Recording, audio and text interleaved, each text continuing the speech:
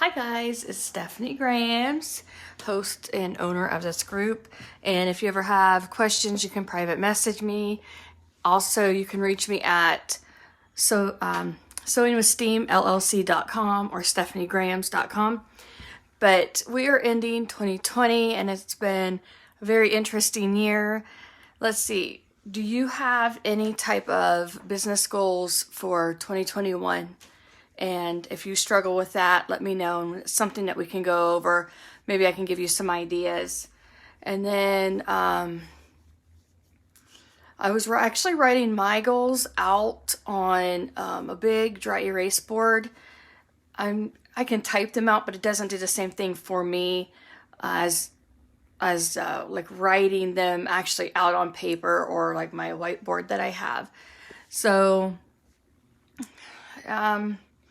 I remember actually when I started or decided that I was going to sell memory bears, there was not much direction on what to do or not do or how to talk to people about that. I kind of relied on Facebook, basically, word of mouth, and that can get you only so far, depending on your goal, I should say. So if your goal is based on a certain amount of income each month, then, maybe Facebook is all you need for advertising. But I had BHAG goals. And BHAG is big, hairy, audacious, okay? Goals. BHAG. B, big, H, hairy, A, audacious, G, goals. BHAG goals. And, sometimes I get what do they say? You get the cart before the horse kind of thing. So I did a lot of reflection in 2020 with the downtime that we had. And I did notice one thing. A lot of customers that reached out to me were wanting certain services that I don't offer. And those services included baby weight memory bears. So if their baby weighed 6 pounds, they wanted me to stuff the memory bear. They would send me the clothes and stuff the memory bear to weigh 6 pounds, 12 ounces or whatever. And I wasn't going to offer free shipping on that. I'll offer free shipping on a basic 18-inch memory bear that's filled with polyfill. But if they were asking for a true weight baby bear and expected free shipping, that wasn't going to happen, because then that free shipping would have eaten into the profit margin for my company. And so I just told him, I said, I don't offer that service. And I felt fine not offering that service, because one thing I learned through all the businesses I've been in is you can't be everything to everybody and still make a profit. It's just not going to happen. Now, if you have a huge team helping you, then go ahead. There is a company that doesn't have the best star rating, and their specialty is a t-shirt blanket, not quilt. And again, that's different than memory bears, but it does fall in line with that type of company structure. All right, so Sentimental Sewing can include these t-shirt quilts or t-shirt blankets. So with that, saying all that and bringing that into the conversation, if I offer t-shirt blankets, I always want to make sure that my customer understands the difference between a blanket and a quilt. So this particular company, due to the algorithms, their ad pops up on my feed on Facebook and Google quite a bit.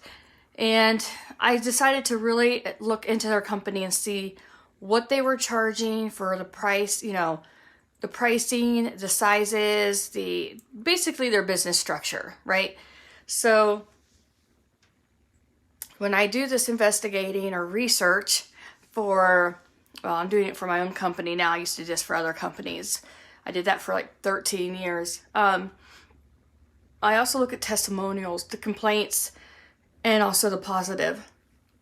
Now they have positive testimonials, but I really wanted to zoom in on laser focus on the negatives that I was reading.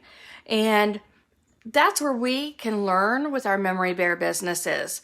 All right, don't be afraid of the negative comments from a customer.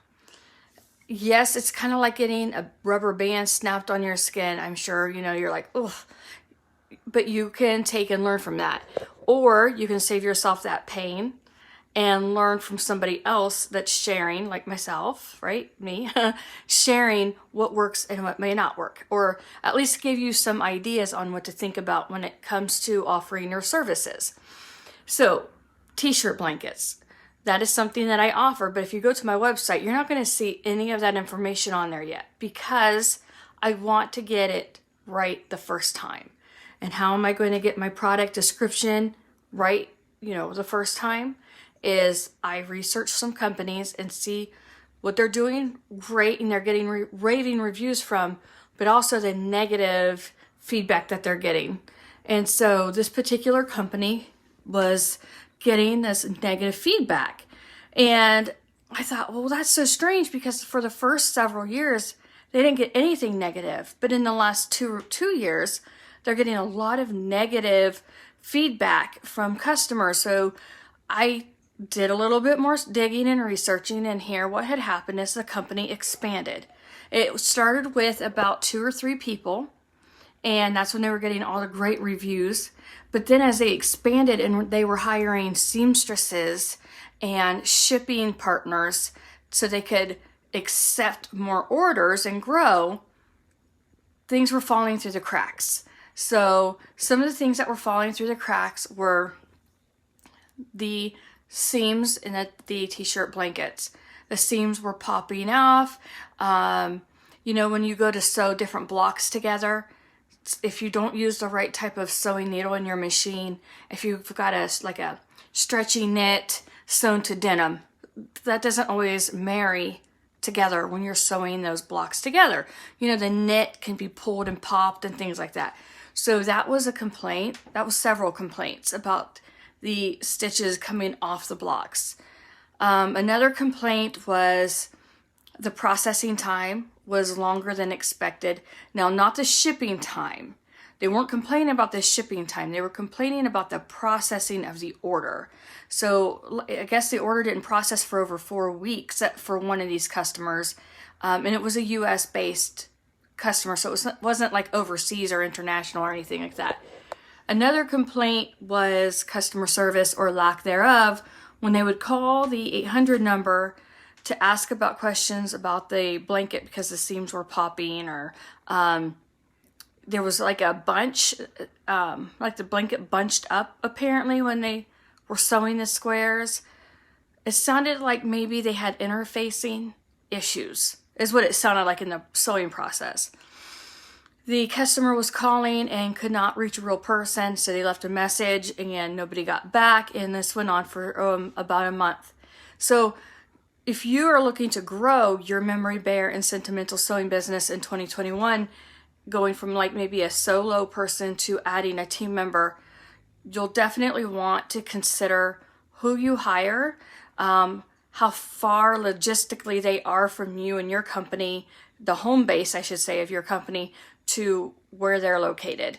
It sounded like this particular company has customer service that's a virtual office completely in another state, and the shipping was in a location in their same town but not on the same premises, and it sounded like they had different seamstresses working from their own home sewing these blankets together.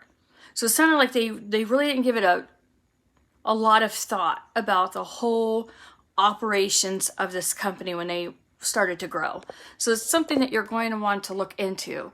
I think growth is great as long as you have your operating system in place. I